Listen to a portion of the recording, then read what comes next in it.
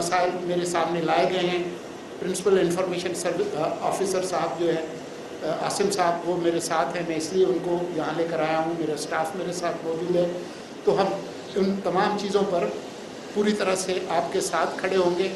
जो कुछ मुमकिन है वो हम करेंगे। ज़ाहिर है हम कोई कानून साजी नहीं कर सकते हैं, हमारे पास पार्लियामेंट जो है इस वक्त पूरी तरह से मौजूद नहीं है, लेकिन इसका मतलब ये हरगिज़ नहीं कि हम कुछ नहीं कर सकते। हम बहुत कुछ कर सकते हैं, कम से कम जिसको वो अंग्रेज़ी में कहते हैं ना लो हैंगिंग फ्रूट्स, जो चीज़ें फौरी तौर पर की जा सकती हैं, तो उसके लिए हम इसका इंतज़ार नहीं करेंगे कि मुंतखब हुकूमत आएगी और वो फिर जो है वो इनकलाब लाएगी। वो ज़रूर लाएं, लेकिन जो कुछ हमारे बस में है वो हमने करना है। आप तमाम लोगों का बहुत बहुत शुक्रिया। बहुत शुक्रिया जी।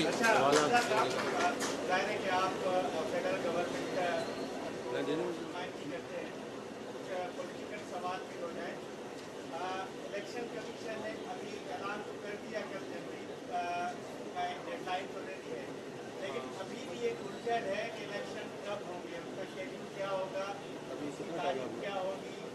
नब्बे दिन तो गुजर जाएंगे, लेकिन आया जनवरी में इलेक्शन होंगे या नहीं होंगे, आप क्या कहेंगे? उलझन कुछ लोगों के जहनों में है और वो जायज़ तौर पर है माजी के तजर्बात की वजह से।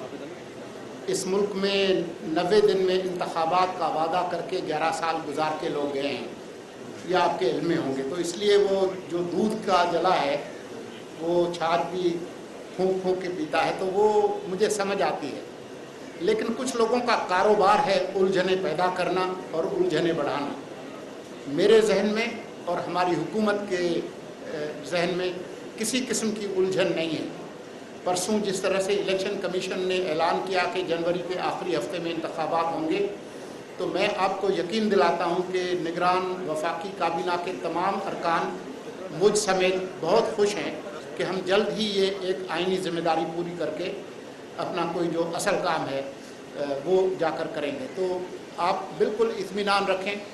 हम हर रोज़ कहते हैं, आज भी मैं कहता हूं कि इलेक्शन कमीशन एक बाअख्तियार आइनी इदारा है, वाहिद इदारा है जिसके पास अख्तियार भी है और ज़िम्मेदारी भी है कि इस मुल्क के अंदर आज़ादाना, मुनसफ़ाना, शफाफ और गैर जानिबदाराना इंतखाबात कराएँ और उनकी हर मदद, उनकी जितनी भी ज़रूरियात हैं, चाहे वो माली हों, इंतज़ामी हों, सिक्योरिटी की हों, मीडिया के हवाले से हैं, वो हम तमाम ज़रूरियात पूरी करेंगे। और इस रेस में हमारा कोई घोड़ा नहीं है। जो घोड़े हैं वो उन्होंने खुद ही अपनी दौड़ लगानी है। जो आगे जाएगा, अवाम जिन पर एतमाद करेंगे उनका हक है। ये इस मुल्क के आइन के दिबाचे में, प्रीएम्बल में लिखा है कि ये मुल्क इसके मुंतखब नुमाइंदे चलाएंगे। तो वो मंजिल दूर नहीं है। अब क्योंकि 27 सितंबर को एक इब्तदाई जो हल्का बंदियों का जो ऐलान है वो कर दिया जाएगा। 30 नवंबर आखिरी दिन है हल्का बंदियों के मुकम्मल होने का। तो मुझे यकीन है कि जल्द ही जो हतमी तारीख़ है वो भी दे दी जाएगी। लेकिन अब आपको नज़र आ गया है कि जी चांद कब निकलेगा। आप शायद खुशनसीब लोगों में से हैं जो कि वफाकी वजीर भी हैं, लेकिन एक जानिबदार हुकूमत का हिस्सा है, किसी भी जानिबदार हुकूमत का हिस्सा नहीं है। इस वक्त यहाँ नवाज शरीफ जो कि साबिक वजीर आज़म है, उनकी आमद की बातें हो रही हैं। वजीर आज़म साबिक जो थे वो जेल से लंदन गए थे, और क्या अब वो जब वापस आएंगे तो क्या एयरपोर्ट से घर जाएंगे या उसी तरह उसे ट्रीट किया जाएगा जिस तरह कानून और आइन कहता है, या जहां से बात खत्म हुई थी वहां से शुरू होगी या स्पेशल ट्रीटमेंट होगी? मोहतरम नवाज शरीफ साहब 3 दफ़ा इस मुल्क के वज़ीर आज़म रहे हैं और वो एक बहुत बड़ी सियासी जमात के कायद हैं। वो जब गए थे तो जेल की दीवारें तोड़कर नहीं गए थे। इस मुल्क की अदालत और उस वक्त की हुकूमत की इजाज़त से बाहर गए थे। वो जब तशरीफ़ लाएंगे तो मुल्क का जो आइन और कानून उसके हिसाब से उनके साथ सलूक होगा।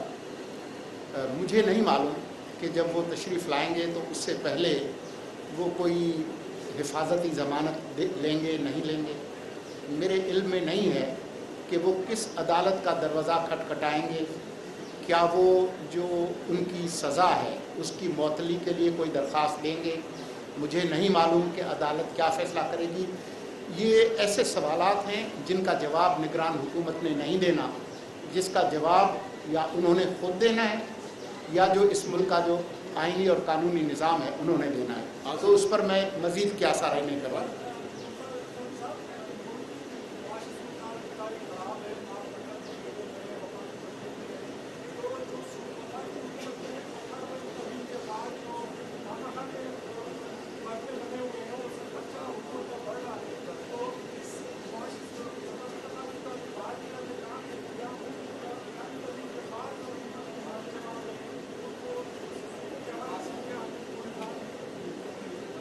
मुझे यकीन है कि आपके इल्म में होगा कि 18वीं तरमीम कब मंजूर हुई थी। उस तरमीम के मंजूर होने के 3 साल बाद भी एक हुकूमत कायम थी जिसने 18वीं तरमीम करवाई थी। ये मेरे इल्म में है कि कोई 15 वजारतें और डिवीज़न सूबों को मुंतकिल की गई, लेकिन मेरे इल्म में ये भी है कि नए फैंसी नामों के साथ नई वजारतें और डिवीज़न्स कायम की गई। ये 2010 से मामला चल रहा है, इसको 13 साल हो गए। इसका जवाब बेहतर होगा जो उस वक्त की हुकूमत थी और जो बाद में हुकूमतें आईं वो इसका जवाब दें। ये तरमीम न निगरान हुकूमत ने की थी, न ये सूबों की जो डिवोल्यूशन हुई और नए नाम बनाए वो न निगरान हुकूमत ने बनाए। बेहतर होगा कि गोइंग फॉरवर्ड जब इलेक्शन की मुहिम चलती है तो जिस तरह से आपने हिम्मत करके ये सवाल मुझसे पूछा है, हिम्मत करके उन तमाम सियासी कायदीन से पूछें कि ये आपने क्या किया। इधर एक भाई एक खातून है, हाँ, इनसे करवा लें। बात करने के। एक सेकंड जी, खातून।